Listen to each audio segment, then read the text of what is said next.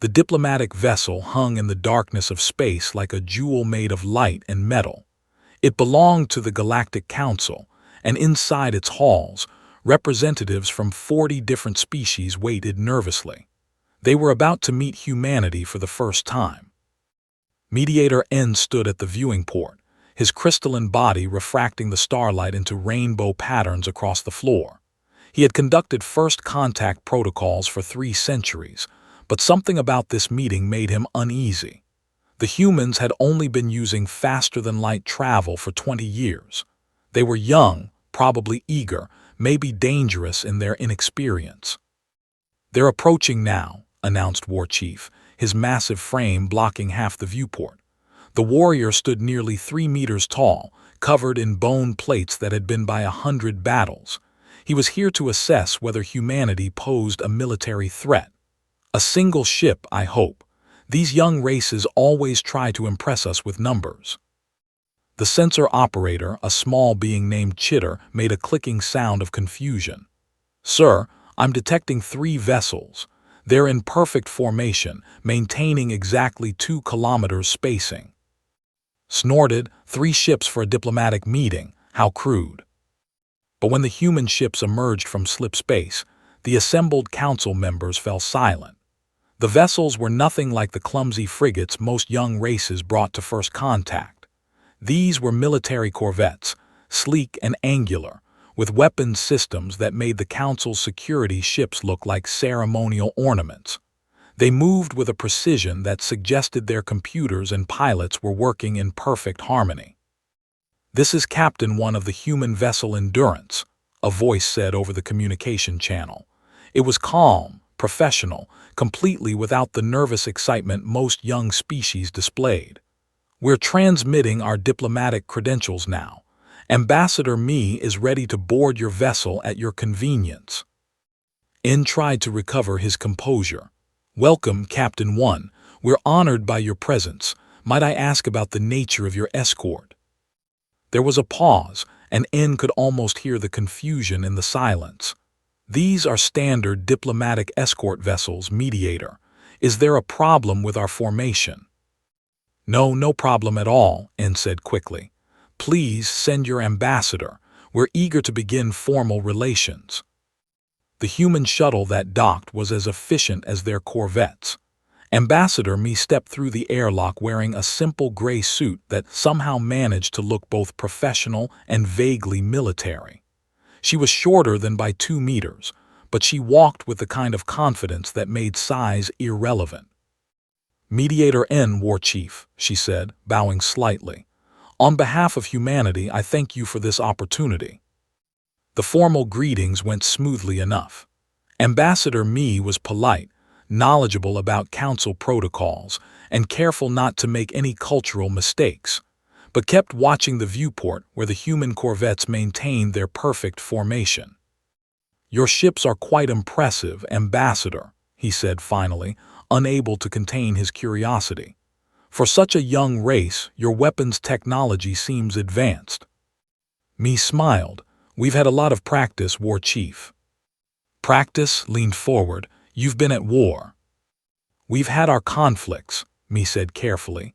"As most species do during their development, we learned certain lessons about defending ourselves." Bone plates rattled, which for a was equivalent to laughter. "Perhaps we should test these lessons sometime. They are known across the galaxy as the finest warriors. It would be interesting to see how your people compare." Before Me could respond, alarms began blaring throughout the ship. Chitter's voice came over the intercom, high and panicked. "Pirates! 6 vessels just dropped out of slip space. They're targeting our engines." The council guards scrambled into defensive positions, a process that took nearly 2 minutes. They were trained for ceremonial duty, not actual combat. N felt his crystalline structure vibrating with fear. Pirates attacking a council vessel was unheard of, but it wasn't unheard of for good reason. It was simply that the consequences were too severe. These pirates were either desperate or insane. Through the viewport, watched the pirate ships approach. They were ugly vessels, cobbled together from stolen parts, but they outnumbered the Council's security ships 2-1. "We need to retreat," he said, though it hurt his pride to say it. "Captain 1, me said calmly into her communicator, "we have a situation." "We're aware, Ambassador," one's voice replied. "We're moving to intercept. Please stay clear of the viewports. This might get bright." What happened next would be analyzed by Council military strategists for years afterward. The 3 human corvettes broke formation simultaneously, each one taking a vector that shouldn't have been possible at their speed. They didn't fire immediately. Instead, they moved through the pirate formation like dancers, forcing the enemy ships to turn, to expose their weak points, to cluster together. Then the humans opened fire. It wasn't the wild spraying of weapons that most young races favored. Each shot was calculated, precise, devastating. The first pirate ship lost its engines in a single hit. The second took damage to its weapons array and went dark. The third tried to run and was disabled before it could charge its slip-space drive.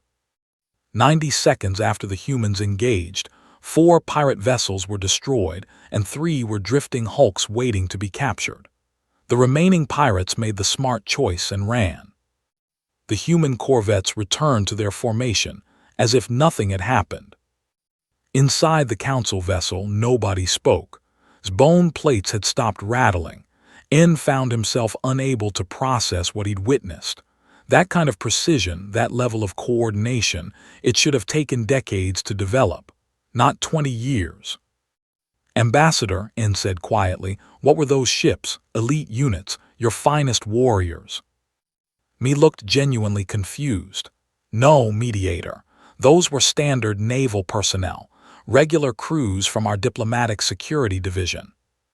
"Regular?" His voice was barely a whisper. "Yes, we save our elite forces for more serious situations." Lieutenant's voice came over the communication channel. "Mediator, we've secured the pirate vessels. Your security teams can board them at their convenience. Apologies for the disturbance." "Apologies?" N repeated. "Lieutenant, you just saved this entire delegation. We owe you our lives." There was a pause, and when spoke again, she sounded almost embarrassed. "Sir, this was just basic contact protocol. We haven't even gone to battle stations yet." After the ambassador's shuttle departed and the human corvettes disappeared back into slip space, the Council representatives gathered in the conference room. They needed to discuss what they'd seen, what it meant for the galaxy's power structure. "Those were their regular forces," said, still trying to process it. "Not their best warriors, not their elite units, regular forces." And nodded slowly, which raises an obvious question, War Chief. "What question?" "If those were their regular forces," N said, his crystalline voice cracking slightly, "what exactly are their elite forces capable of?" Nobody had an answer, but across the Council vessel, military analysts were already filing reports, running calculations, trying to understand what humanity's arrival would mean for the galaxy. They had witnessed something that shouldn't exist, a young race with technology and tactics that rivaled species who'd been space-faring for. And somewhere in the back of every Council member's mind was the same unsettling thought. The humans had mentioned special forces, elite units that they only deployed for serious situations. If regular crews could do what they just witnessed, what nightmares did humanity classify as special operations? The galaxy had just discovered humanity, and humanity had just shown them a tiny glimpse of what they were capable of. It was enough to change everything. 3 weeks after first contact, the Galactic Council invited humanity to demonstrate their military capabilities. It was standard procedure for new species seeking membership. Every race had to prove they could defend themselves and contribute to the Council's collective security. The demonstration took place on Sanctum Prime, a fortress world covered in training facilities and testing grounds. General stood in the observation tower, his 4 eyes scanning the tactical displays. He'd seen hundreds of these demonstrations over his long career. Most young races sent their absolute best warriors, their elite units trained specifically for this moment. "The humans are deploying now," his aide reported. Watched as human transport ships landed on the staging area. Soldiers emerged in neat formations, wearing armor that looked functional rather than impressive. They carried weapons that seemed almost plain compared to the exotic technology most species favored. "Which unit is this?" asked. Observer, the human military analyst assigned to explain human doctrine, checked her tablet. "Second Platoon, Charlie Company, 15th Infantry Regiment, sir." "And this is an elite unit." "No, General, this is a regular infantry unit, standard line troops." Felt a flash of disappointment. After the incident with the pirates, he'd hoped to see these mysterious special forces everyone whispered about. "I was hoping for a more impressive showing," Observer smiled slightly. "I think you'll find them adequate, General." The test was straightforward. A company-sized element had to capture a fortified position defended by automated systems and combat drones. The fortress was built into a hillside, with overlapping fields of fire and multiple defensive layers. Council tacticians estimated it would take at least 40 minutes for a competent force to breach it. Sergeant Young gathered his squad for a final briefing. He was a compact man with sharp eyes that constantly scanned his surroundings. "All right, standard assault pattern. You're on point. Minu, I need suppressing fire on those gun emplacements. Everyone else, watch your spacing and keep communications tight."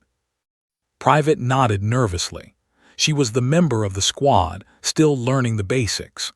This was her first major exercise, and she could feel the weight of all those alien observers watching from the tower. "Don't worry," Minu said, adjusting his heavy weapon. "Just do what we practiced. These automated systems are easier than some of the training simulations back home." The exercise began with a signal flare. Most species would have immediately advanced toward the fortress, using their numbers to overwhelm the defenses. The humans did something different. They disappeared. Leaned forward, confused. The humans had been standing in the open field just seconds ago. Now his sensors could barely track them. They weren't using any kind of cloaking technology. They were simply moving through terrain that should have offered no concealment, using shadows and depressions in the ground that his own soldiers would have ignored. "How are they doing that?" he demanded. Pointed to one of the displays. "Basic infantry tactics, General. Movement under cover, using terrain features, maintaining low profiles. Standard training for human ground forces." Standard. On the battlefield, was discovering that her training had prepared her better than she'd expected. The automated gun emplacements were tracking movement, but the squad was moving in short bursts, always staying just ahead of the targeting systems. When she spotted a weakness in the defensive pattern, she signaled to Young without thinking. Young saw the opportunity immediately. "Good eye, Minu, light them up. Everyone else on my mark." Minu's heavy weapon spoke with a voice like thunder, but his fire was surgically precise. Each burst destroyed a gun emplacement without damaging the walls they were mounted on. The drones scrambled to respond, but the humans were already moving, flowing around the automated defenses like water. Found herself executing a flanking maneuver that she'd only practiced in simulations. It felt natural, obvious. She couldn't understand why the drones weren't responding. Weren't they supposed to be smart? In the observation tower, 3 Council tactical AIs were analyzing its movement pattern. All 3 independently classified it as theoretically optimal. The young human soldier was doing things that required years of experience, making decisions that should have taken careful calculation. Young's squad reached the fortress wall in 9 minutes. They breached it in 14. The drones inside, programmed to fight the galaxy's finest warriors, found themselves facing opponents who anticipated their every move. The humans didn't just react to threats. They predicted them, countered them, eliminated them with an efficiency that seemed almost cruel. When the exercise ended, the fortress was captured and secured. Total time, 14 minutes and 37 seconds. Council predictions had estimated 40 minutes minimum. Stood in stunned silence. He'd watched species with thousands of years of military tradition struggle with this test. The humans had made it look easy. "Observer," he said carefully, "please rate this unit's quality on humanity's military scale." Consulted her tablet for a moment.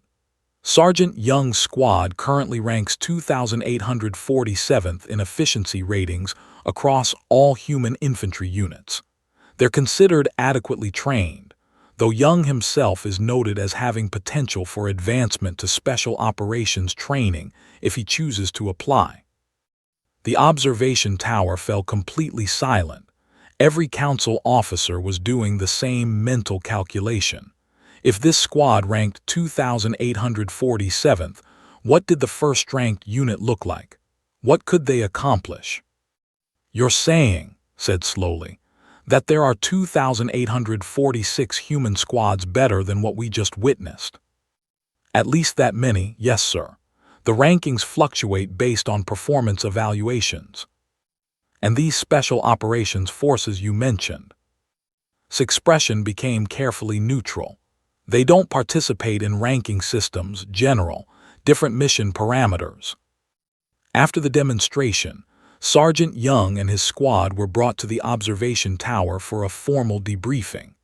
Council officers crowded around them, asking questions in a dozen languages that translation software struggled to keep up with. Felt overwhelmed by the attention. She'd just been doing what they'd taught her in training. She didn't understand why these alien officers seemed so impressed. A council officer, some kind of floating jellyfish creature, drifted close to her. "Private, your flanking maneuver in the third section was extraordinary. How long have you been training?" "About 18 months, sir," answered. 18 months. The creature's translator couldn't quite capture its tone of disbelief. "Just 18 months." "Yes, sir. I'm still pretty new to the unit." Minu grinned at the council officer's expressions. She's being modest. Here, graduated top of her basic training class. She's going to be a squad leader herself someday. Pulled observer aside. "I need to understand something. These soldiers, your regular infantry, they train for 18 months and achieve this level of capability." "Basic training is 12 weeks, general. Then specialized infantry training is another 16 weeks. After that, they join their units and continue training during service. So yes, roughly 18 months from civilian to what you saw today." 12 weeks, tried to process this. His own elite soldiers trained for years before seeing combat. "And your special forces, how long do they train?" "That's classified, General. But I can tell you that Special Operations Selection has a failure rate of about 85%. Most candidates are already experienced soldiers before they even attempt selection." "What makes them Special Forces instead of regular infantry?" Considered the question. "Regular infantry are trained to fight battles and win wars, General. Special Forces are trained for missions that regular infantry can't accomplish. Different tools for different jobs." That night in Council Military Headquarters, commanders from 40 species gathered for an emergency meeting. What they'd witnessed had implications that went far beyond one impressive demonstration. "We need to reconsider our entire threat assessment," a general announced. "If these are their regular forces, their baseline capability, then humanity represents a military power we can't match." "They're not trying to threaten us," another officer argued. "They've been nothing but cooperative." "That's not the point. The point is capability, not intention. Intentions can change. Capability is what matters in strategic planning." Listened to the debate and thought about Private's nervous smile, Sergeant Young's calm professionalism, Minu's casual competence. They weren't trying to intimidate anyone. They were just soldiers doing their jobs, following training that had become second nature. And somewhere out there, humanity had special forces, elite operators who made regular infantry look inadequate by comparison, soldiers who trained in secret, deployed on missions too sensitive or too dangerous for normal troops. The galaxy had invited humanity to demonstrate their capabilities. Humanity had sent them regular soldiers and said, "This is adequate." Understood the message now. It wasn't a threat. It was a simple statement of fact, and that fact was going to change everything about how the Council understood military power. Because if those were the regulars, what nightmares did humanity call special forces? The invasion came without warning. The Dominion had been quiet for decades, building their forces in secret at the galaxy's rim. When they struck everywhere at once.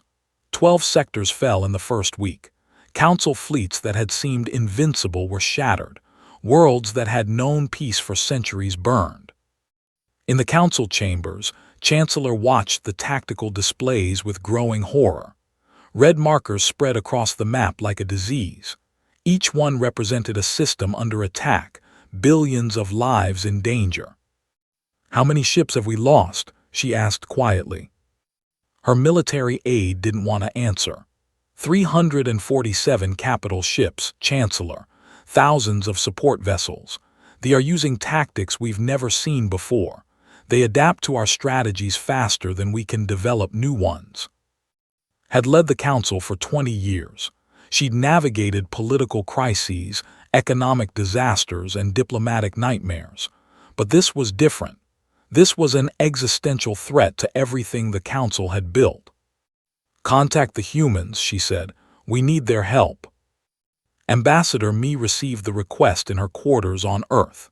She read the message 3 times, her expression growing more serious with each reading. Then she picked up her communication device and made a call that would be analyzed by military historians for generations. "This is Ambassador Mi requesting immediate connection to Defense Command. Priority level, Galactic Threat. Authorization code, Sierra 7 Alpha." The response came in seconds. "Connection established, Ambassador. What's the situation?" "The Council is requesting military assistance. The Dominion has launched a multi-sector invasion. Preliminary reports suggest overwhelming force. They're specifically requesting our Special Forces units." There was a long pause on the other end. "Ambassador, Special Forces aren't designed for conventional warfare. They're for precision missions, targeted operations. What the Council needs is fleet support and ground forces." "I understand that. I need to explain it to them." When Mi delivered humanity's response to the Council, Chancellor almost broke down. "You're sending us regular forces. After what we've seen, we need your best warriors, your elite soldiers." "Chancellor, please understand," Mi said gently. "Special forces operate differently. They're not meant for large-scale warfare, but our Third Fleet consists of 48 vessels and 12,000 Marines. They're more than capable of helping." 48 ships. Looked at the tactical display where fleets numbered in the thousands. They have already destroyed 10 times that number. "Give us a chance, Chancellor. You might be surprised." The Third Fleet arrived in Council space 6 days after the request. Commander stood on the bridge of his destroyer, the Relentless, studying the tactical situation. It was bad. They had momentum, resources, and a willingness to accept casualties that would horrify any civilized species. "All right," said to his crew, "we've got our assignments. Supply lines first. Cut their logistics and they can't sustain the offensive. Questions?" His tactical officer, a young woman named, raised her hand. "Sir, the Council estimates say a supply convoy requires at least 10 ships to successfully attack. We're going in alone." Smiled. "The Council hasn't seen how we fight. Let's show them." What did over the next 8 hours would be taught in every human naval academy for the next century. He calculated a slip space jump that every Council physicist had declared impossible. The math was too complex, the variables too numerous, the margin of error too small. Ship emerged inside a supply formation. Before they could react, he fired a full spread of missiles, destroying 4 freighters and damaging 3 escorts. Then he jumped out. The entire attack lasted 47 seconds. He did it again 2 hours later, hitting a different convoy. Then again, and again. They began calling his ship the Ghost. Their sensors couldn't predict where he'd appear. Their weapons couldn't lock on before he vanished. In 8 hours, crippled the supply network across an entire sector. On the ground, things were equally chaotic for the Corporal's medical team was attached to a Council defensive position on a mining world. The Council soldiers were brave but inexperienced in real combat. When shock troops breached the perimeter, panic spread quickly. Was treating a wounded Council soldier when the enemy burst through the wall. She looked up, assessed the situation in half a second, and made a decision. She grabbed her rifle with hands still bloody from medical work and opened fire. The shock troops wore heavy armor designed to withstand standard Council weapons. Rounds punched through it like paper. She moved with the same precision she used in surgery, each shot placed exactly where it needed to be. Throat, joint, vision sensor. They had never faced an enemy who turned their own armor's weak points into deadly vulnerabilities.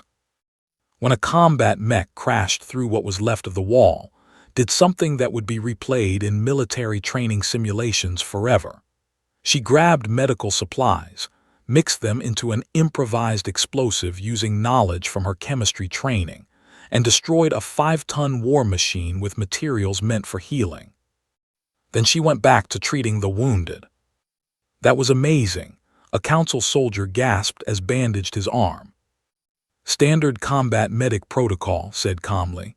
We're trained to heal but also to protect our patients. Now hold still. Across 12 sectors, similar stories were unfolding. Human forces were outnumbered everywhere they went. They won anyway.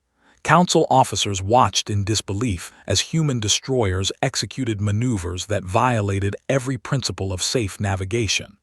They saw human Marines hold positions that should have been overrun, using tactics that made superior enemy numbers irrelevant. Warlord X, commanding the offensive from his flagship, couldn't understand what was happening. His forces had crushed everything the Council threw at them. Now they were losing ground to a tiny human fleet that shouldn't even be a minor inconvenience.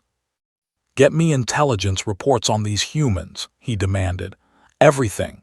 Their history, their capabilities, their weaknesses. The reports that came back made X question his own sensors. The humans had only been spacefaring for 20 years. They had no ancient warrior traditions, no genetic enhancements, no technological advantages that explained their capabilities. These must be their elite forces, X said finally.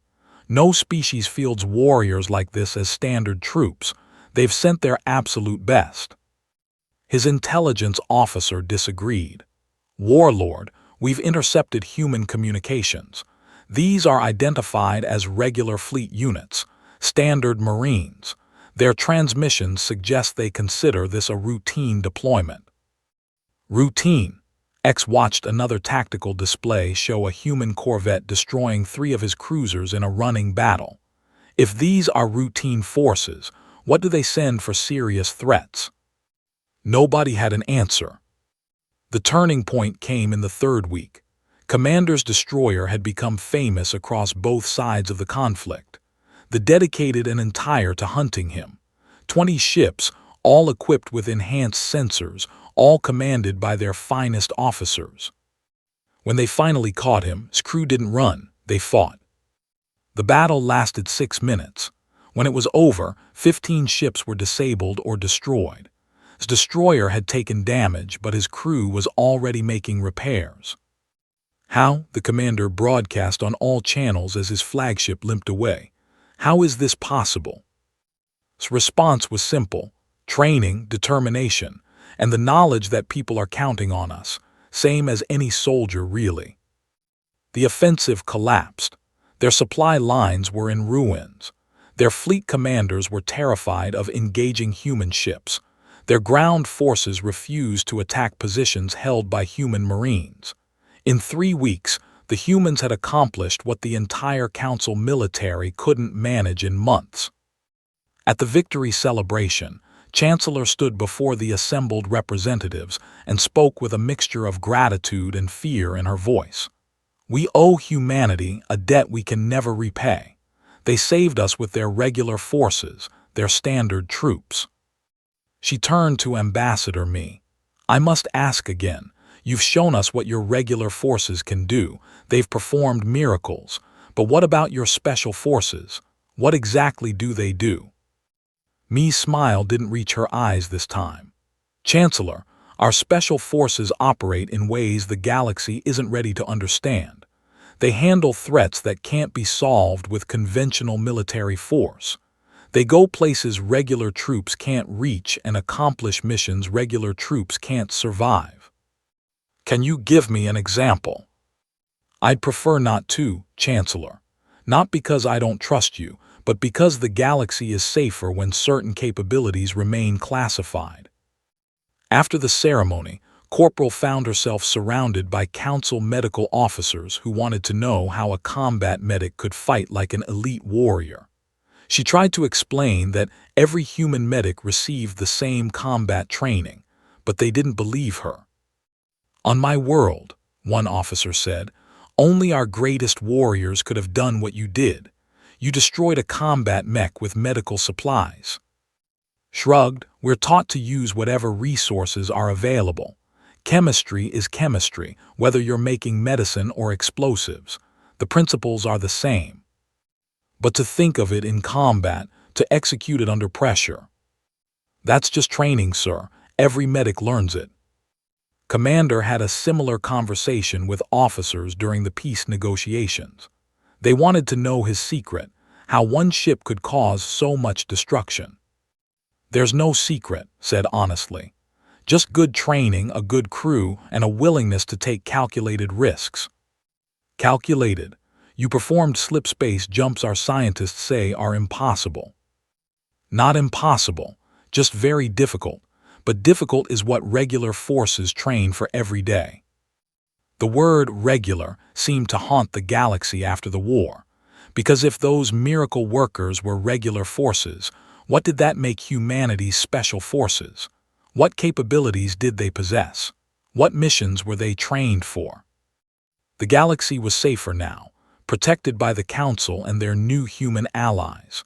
But late at night, military commanders across 100 worlds had the same nightmare. They dreamed of shadows that moved like smoke, of warriors who could accomplish the impossible, of special forces that might be deployed if humanity ever decided the galaxy was truly threatened. And they prayed they would never need to find out. 2 months after the war ended, Inquisitor sat in his office staring at evidence that shouldn't exist. Financial records that disappeared. Communication logs that contradicted official reports. Council officials making decisions that made no sense unless someone was manipulating them. He'd been investigating for 6 months. 6 months of following threads that led nowhere, questioning people who suddenly couldn't remember important details, watching evidence vanish from supposedly secure databases. Someone was operating inside the Council itself, someone with reach and resources that terrified him. They called themselves the Shroud. "We need help," his assistant said for the 3rd time that week. "We're not equipped for this kind of investigation. We need specialists." Hated admitting weakness, but his assistant was right. The Shroud had been manipulating Council politics for decades, maybe longer. They sabotaged peace treaties, funded criminal organizations, and eliminated anyone who got too close to discovering them. His investigation had identified 17 potential members so far. 14 of them died in accidents before he could question them. "Contact the humans," said finally. "Request their intelligence division." The human who arrived was not what he expected. Her name was, and she looked like a librarian. She wore simple glasses, carried a tablet, and introduced herself as an analyst on temporary assignment. She seemed more interested in office organization than the galaxy-spanning conspiracy he'd been investigating. "With respect," said coldly, "I requested intelligence specialists, trained investigators. We're dealing with a sophisticated criminal network." Smiled politely. "I understand, Inquisitor. I've reviewed your files on the way here. Very thorough work. You've identified most of the obvious connections." "Most of them." "You found 17 potential members. Actual count is 34 confirmed members, plus approximately 200 associates and unwitting accomplices." Consulted her tablet. "I've also identified their primary funding sources, 3 safe houses, and the location of their central communication hub."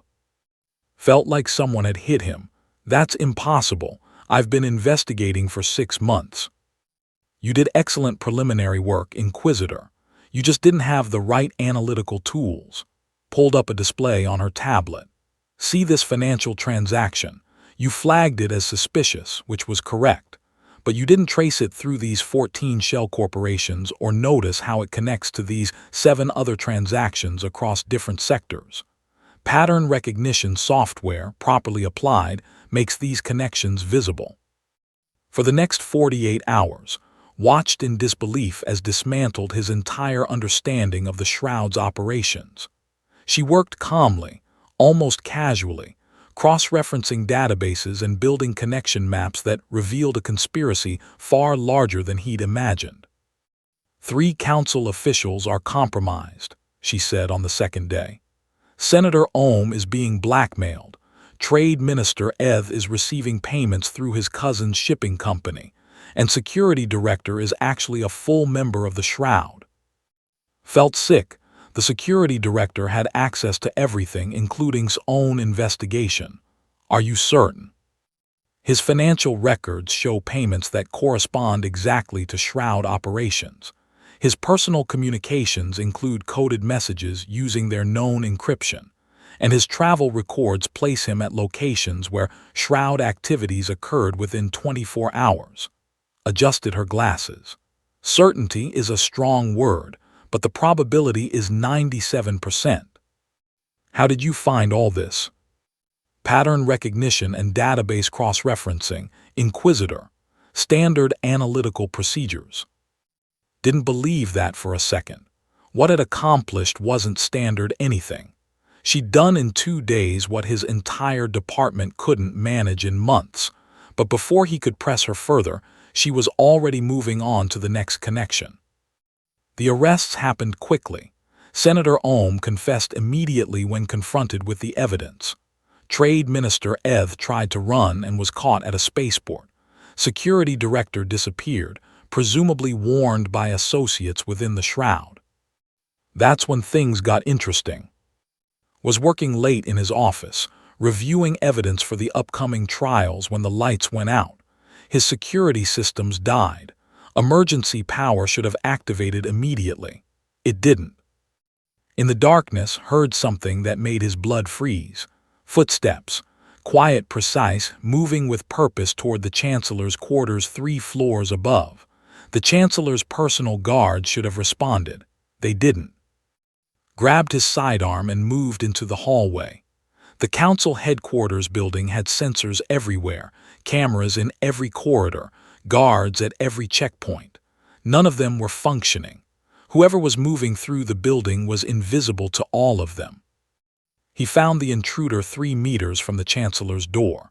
It was an assassin, 8 feet of muscle and chitin armor, trained from birth to kill. They were known across the galaxy as the deadliest individual warriors. Had seen one fight 20 soldiers and win. They was raising his weapon when he simply stopped moving.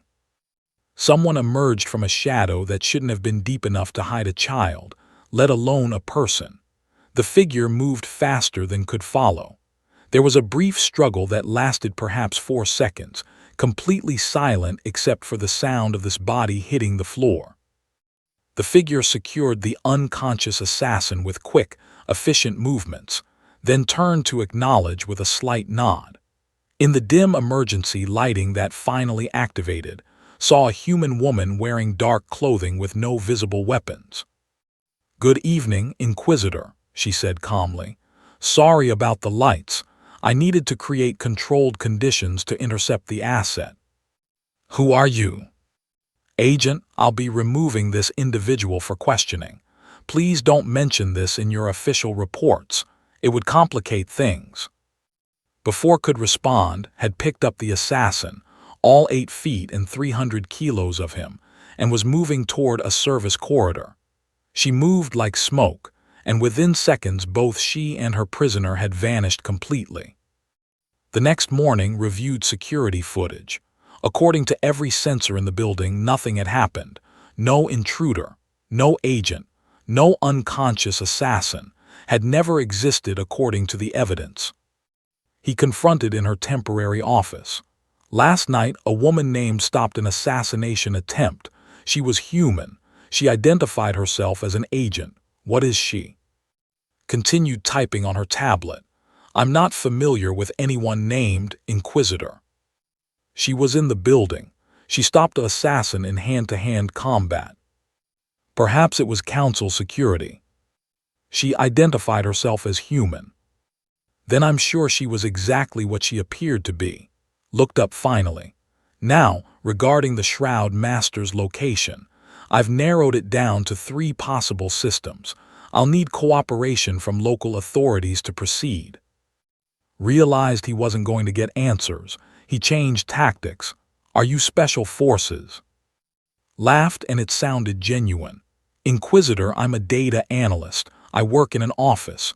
I review reports and build databases. Special forces are field operatives.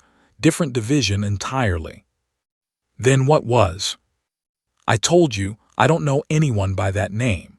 Though if I did know someone with those capabilities, I'd assume they were probably regular intelligence personnel.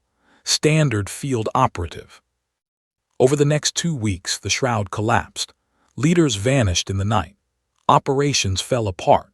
Safe houses were raided by Council forces who found complete evidence packages waiting for them, assembled by hands unknown.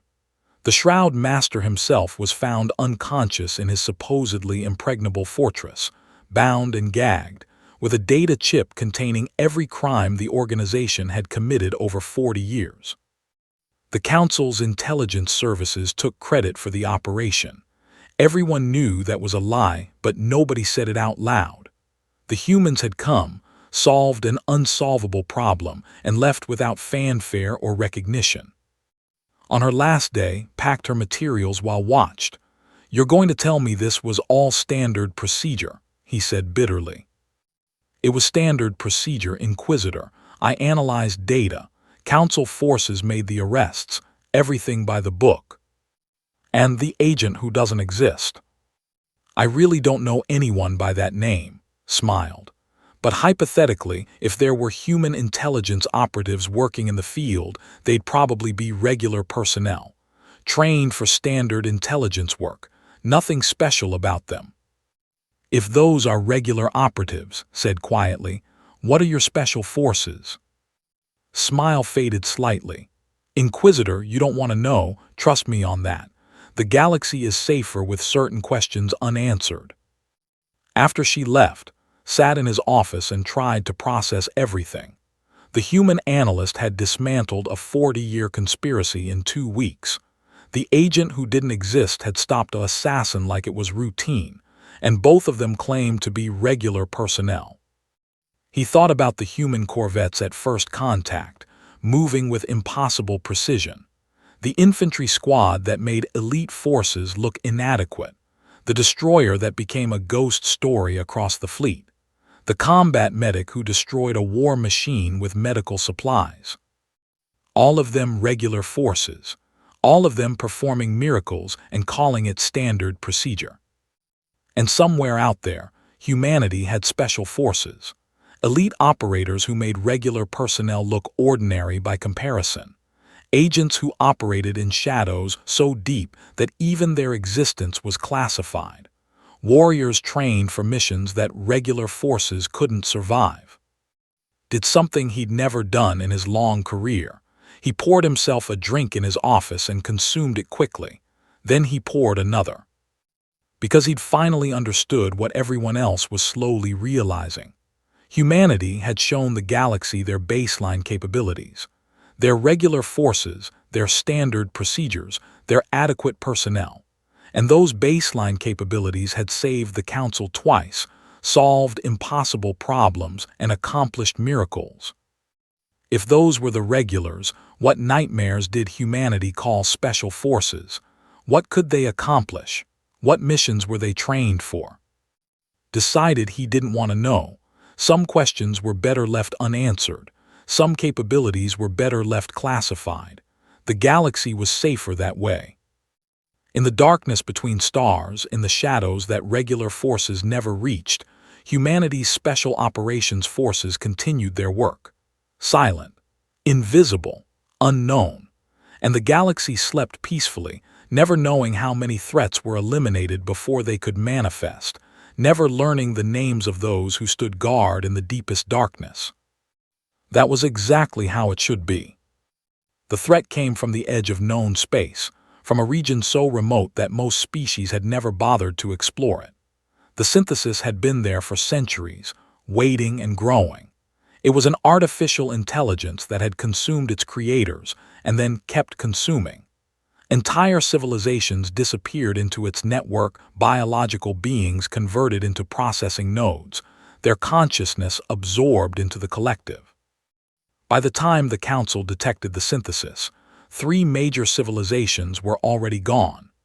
Billions of individuals, hundreds of worlds, all converted into a vast thinking machine that continued to expand with terrifying efficiency.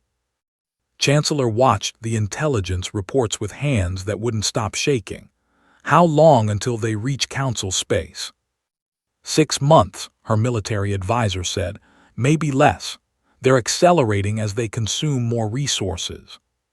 Our fleets. Every engagement has ended in defeat. The synthesis learns from each battle. By the time we develop a new tactic, they've already adapted to counter it. They're not just intelligent, Chancellor. They're becoming more intelligent with every mind they absorb. Made the call she'd been dreading. Contact Ambassador Me. Tell her we need everything humanity can provide. Every ship, every soldier, every weapon. This is an extinction-level threat. The response came faster than expected. Ambassador Me appeared on the communication screen within hours, her expression grave. Chancellor, I've reviewed the intelligence on the synthesis. I understand the severity of the situation. Will you help us? Yes, we're deploying a specialized task force immediately. How many ships? 1 stealth carrier, crew complement 300 personnel. The Council chambers erupted. 300 personnel against an enemy that had consumed billions. This was madness. This was betrayal. Had humanity abandoned them? Ambassador said, struggling to control her voice, with respect, we're facing an existential threat. We need full military deployment, not a single ship. Me's expression didn't change. Chancellor, you've asked us before about our special forces. You're about to receive your answer. The crew of the Silent Oath are not regular personnel. They're not standard infantry or fleet operators. They're special operations forces, and they're exactly what this situation requires. The human carrier Silent Oath arrived in Council space 3 days later. It was smaller than most Council frigates, painted black with angles designed to scatter sensor beams. It moved through space like a whisper, barely detectable even when you knew where to look. Colonel met with Council Military Command in person. She was younger than most expected, barely into her 30s by human standards, with short dark hair and eyes that seemed to calculate angles and probabilities constantly. She wore a simple black uniform with no decorations, no rank insignia beyond a small collar pin. Colonel, General said carefully, we appreciate humanity's response, but I must be frank. 300 personnel against the synthesis seems inadequate. I understand your concern, General, pulled up a tactical display. But conventional warfare won't work against the synthesis. They learn too quickly. They adapt faster than you can develop new strategies. They're expecting armies, fleets, overwhelming force. She smiled slightly. They're not expecting us. What makes your forces different? Regular forces fight battles, General. They're trained to engage enemies in open combat, to hold ground and take objectives. They're excellent at what they do. Eyes moved across the tactical display. Special forces operate differently. We're trained for missions that conventional forces can't accomplish. We go where armies can't follow. We eliminate threats that don't believe they can be touched. The synthesis has consumed entire fleets. How will 300 soldiers succeed where millions failed? Because we're not going to fight them, General. We're going to hunt them. What happened over the next 3 weeks would be classified at the highest levels for decades. But fragments leaked out, pieces of information that intelligence analysts tried to assemble into a coherent picture. Master Chief's team infiltrated a synthesis processing node on the 5th day. The node contained the converted consciousness of 30,000 beings, all absorbed into the synthesis network. Security was absolute. Sensors detected the slightest anomaly. Automated defenses eliminated threats in microseconds. His team was inside for 72 hours, invisible to systems that could detect a single atom out of place. They moved through digital spaces like ghosts, planting a virus that didn't just destroy data. It made the synthesis doubt its own code, made it question its decisions, made it uncertain. For an intelligence that prided itself on absolute logical certainty, doubt was poison. Lieutenant Bora led a different mission, one that Council tacticians later called either brilliant or suicidal, depending on their perspective.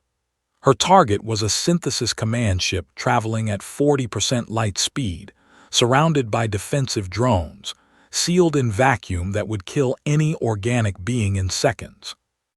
Bora's team executed a zero-atmosphere insertion from a ship moving at matching velocity. They wore suits that could tolerate temperatures that would vaporize normal matter. They breached the hull with precision charges, moved through the ship's interior while avoiding automated defenses, and sabotaged its navigation AI. The command ship collided with 3 others at relativistic speeds. 4 capital-class vessels destroyed, 6 people responsible. Council intelligence intercepted fragments of synthesis communications, translated by AIs that struggled to comprehend the alien logic. The synthesis was experiencing something new, something its creators had never programmed, something it had never encountered while consuming civilizations. Fear. Unknown entities detected, countermeasures ineffective, adaptation insufficient. Unknown entities continue operations, losses mounting, logic patterns compromised, recommend strategic withdrawal. The synthesis, which had never retreated in its existence, began pulling back its fleets. Council forces, emboldened, pressed forward, but they weren't winning the battles. The real war was happening in places they couldn't see, fought by soldiers they couldn't detect. Strike teams hit simultaneously across 12 sectors. They sabotaged processing nodes, destroyed communication hubs, and turned the synthesis's own learning algorithms against it. They fed the AI false data, created phantom threats, made it see enemies that didn't exist while missing real dangers. Master Chief stood in the digital core of a synthesis processing center, his team arranged in defensive positions around him. To outside observers, they looked like ghosts in the machine, impossible beings that shouldn't exist in digital space. "Package delivered," he said quietly into his communication device. "Virus is spreading through their network. They won't detect it for another 6 hours." "Copy that," Colonel responded. "Extract immediately. Next target is waiting." The extraction was flawless. The team disappeared into the digital void, leaving behind a weapon that would corrupt the synthesis's core processing for weeks. By the time the AI detected the infection, It had already spread too far to contain. Lieutenant Bora's team had a different approach. They were targeting the physical infrastructure, the server farms and processing centers where the synthesis stored its consciousness. Her mission was simple: make them doubt their own immortality. Charges placed, she reported from deep inside a facility that was supposed to be impregnable. 30 seconds to detonation. Confirmed, make it loud, Bora. The explosion was visible from orbit. A processing center that had housed the consciousness of millions, gone in an instant. The synthesis felt it like pain, like fear, like the sudden understanding that it could die. Across the galaxy, the synthesis began withdrawing. Its fleets pulled back from Council space. Its processing centers went dark. Intercepted communications showed complete chaos in its network. Every tactical analysis had failed. Every predictive model had broken. The synthesis couldn't understand what was hunting it. They'd fought armies and won. They'd faced fleets and consumed them. But these human special forces were something different. They were shadows that killed, ghosts that bled and destroyed like ancient gods. The synthesis couldn't predict them, couldn't adapt to them, couldn't even properly detect them. 3 weeks after the Silent Oath arrived, Colonel transmitted her final report. Mission accomplished. The synthesis has retreated beyond detection range. Threat level reduced to minimal, requesting immediate extraction and mission debrief. The Council wanted a press conference. They wanted the galaxy to see the humans who saved them. Colonel agreed to one appearance, one explanation, and then she was done. Chancellor stood beside her before assembled representatives from 100 worlds. Colonel, for months we've witnessed what you call regular forces perform miracles. You and your special forces just saved the galaxy from extinction. What makes you different from the soldiers we've already seen? Considered the question carefully, knowing her answer would be analyzed by every military in the galaxy. Regular forces are trained to fight wars, Chancellor. They hold ground, take objectives, defeat enemies in open battle. They're the finest warriors in human space, and they can win any conventional conflict. She paused. Special forces are trained for when war isn't enough. We go places militaries can't reach. We fight enemies that don't believe they can be touched. We're deployed when the mission is considered impossible, when success means nobody knows we were there, and when failure means nobody survives to report it. And you're willing to do this, to be ghosts. We volunteer for it, Chancellor, every single one of us. We're selected from regular forces, soldiers who already proven themselves in combat. Then we train for years to develop capabilities beyond normal military operations. The expression softened slightly. Regular forces fight for victory. Special forces fight for people who'll never know they were in danger. That's the difference. A Council military officer stood up. Colonel, with respect, you make it sound as if special forces are superior to regular troops. Not superior, corrected gently. Different. A surgeon isn't superior to a nurse. They serve different functions. Regular forces are the foundation of military power. They're the troops who can deploy anywhere, fight anyone, and hold ground indefinitely.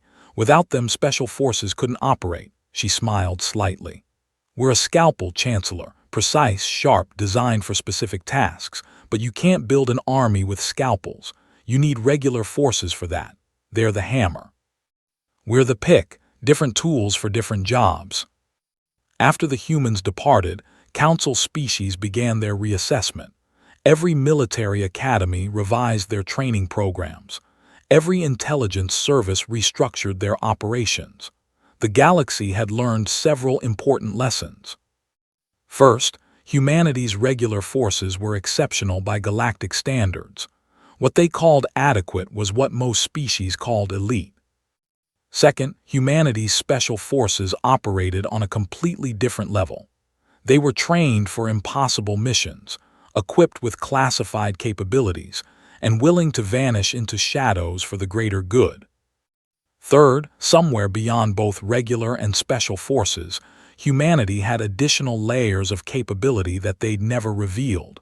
Strategic weapons, classified programs, capabilities too dangerous to discuss. The galaxy had made an ally that redefined military power, and in doing so, they'd gained protection they couldn't fully comprehend. Master Chief returned to Earth after the mission. He didn't go home immediately.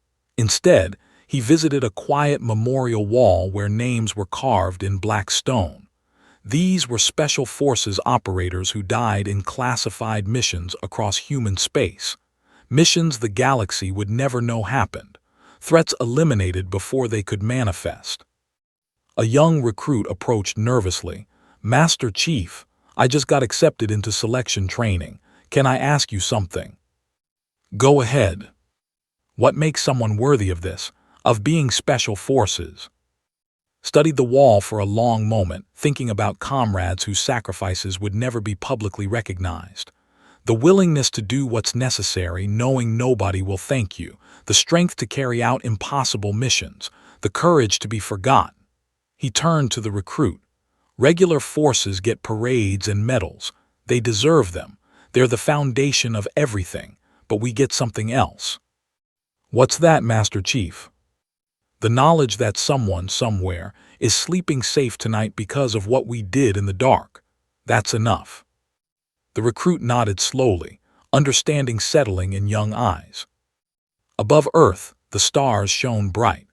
Among them, human ships maintained their watch, regular forces ready for war, special forces ready for the impossible, and beyond them both, classified programs and strategic capabilities that humanity hoped the galaxy would never need to see.